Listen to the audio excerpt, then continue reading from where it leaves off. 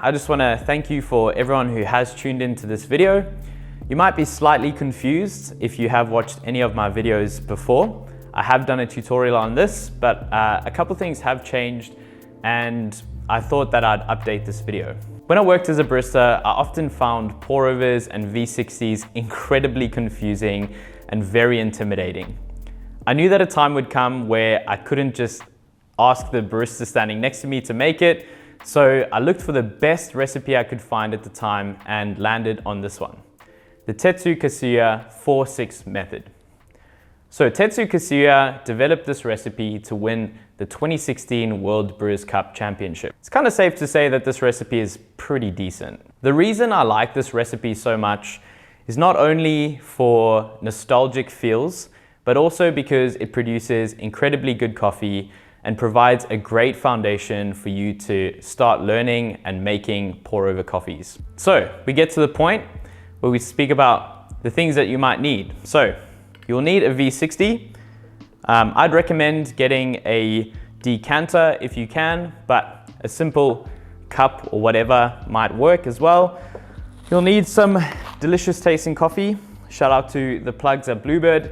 This is an amazing tasting Burundi. You will also need filter paper and then a kettle. Will you need a fancy gooseneck kettle like the one that I have? I would strongly recommend that you invest in a V60 or a gooseneck kettle. And the main reason for this is that it allows you to control the flow of water into the V60.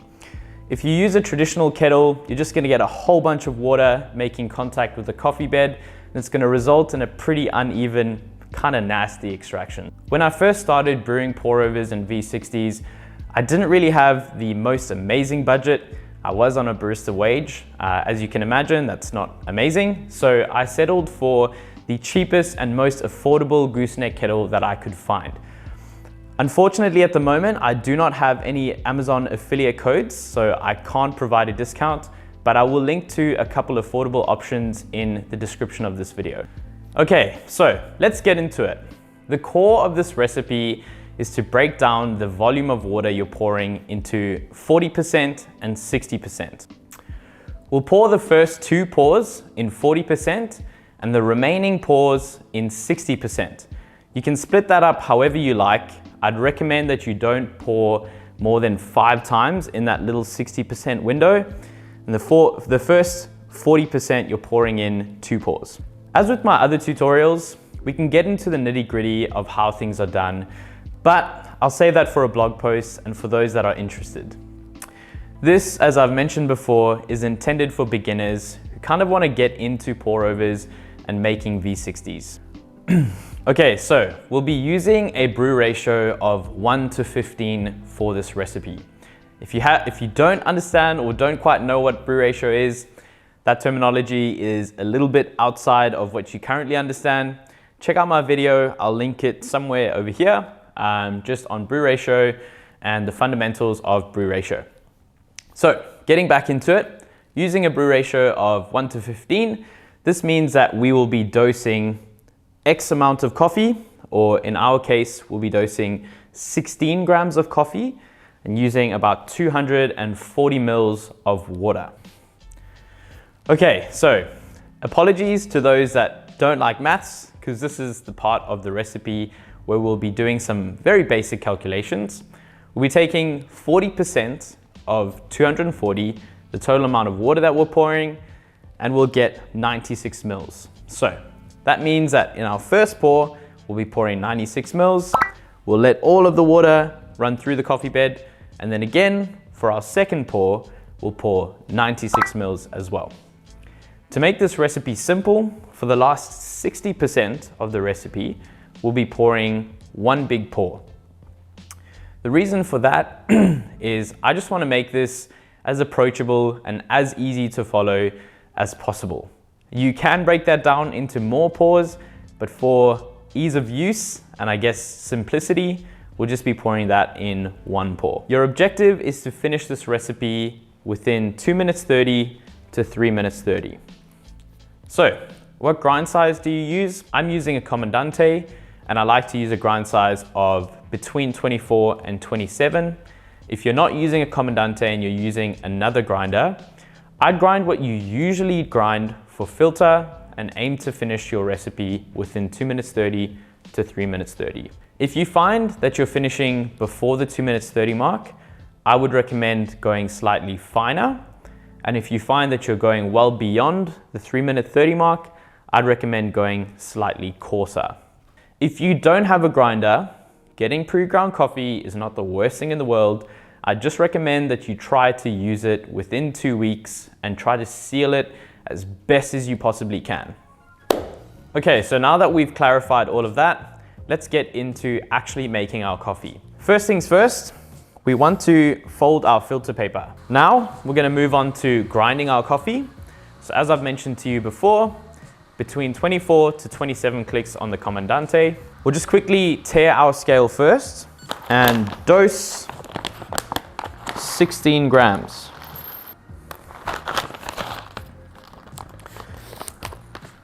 All right, so on our Comandante, we'll adjust our grind size just over there. Mine has been preset already, so I'll chuck my coffee into my Comandante, and now we'll start grinding.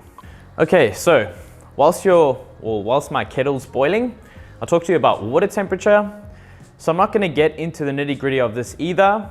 I will just say that the water temperature you should be aiming for is between 92 and about 98 degrees Celsius. For those that aren't using a kettle where you can control the water temperature, what I'd recommend you do is you let it boil, let it sit there for a little while, and then pour it into your kettle that you'll be pouring with. Okay, with that out of the way, we will pre-wet our filter paper. So the main reason you want to be doing this is because filter paper has a pretty unique taste to it, and you don't want that affecting the taste of your coffee. So once that's done, also remember to get rid of it. You don't want extra water in your coffee. It's probably just going to throw out that brew ratio and things are going to taste kind of nasty. Okay, so now that we've pre-wet our filter paper, we've got our coffee, our kettle's ready. We'll dose our coffee. It's about 16 grams for me. We'll just give our V60 a little tap just to get a nice even coffee bed. Tear our scale again, get our kettle, and start our timer. So our first pour being 48 mils. Nice controlled pours. That's 48 for me. And now we'll allow enough time for all the water to pass through the coffee bed. Once that's done, we'll start pouring again. Our second pour, which is another 48 mils. All the water has passed through my coffee bed. Start pouring again, 48 mils again. Takes me up to 96. And again, just allowing for all that water to pass through the coffee bed. And now we'll pour our last pour. So our last pour is going to get us to 240 mils. That's just on 240 mils for me. We're going to wait until most of the water has passed through the coffee bed. Then we like to give our V60 just a nice little swirl, a controlled swirl though. We don't want to get too excited because we don't want to agitate that coffee bed too much. So I'm almost there. I'll give that a nice little swirl. That's it. 2 minutes 31 for me. And that's pretty much it for the recipe. Get your cup, give the decanter a slight little swirl there, and just pour your coffee. All right, so I've let mine chill for a little while. Whilst we're here, I just want to thank you guys so much for watching this video. I genuinely hope that it has helped you. If you have any questions, please feel free to ask me in the comment section. I always encourage that and I'm open to a conversation. Enjoy.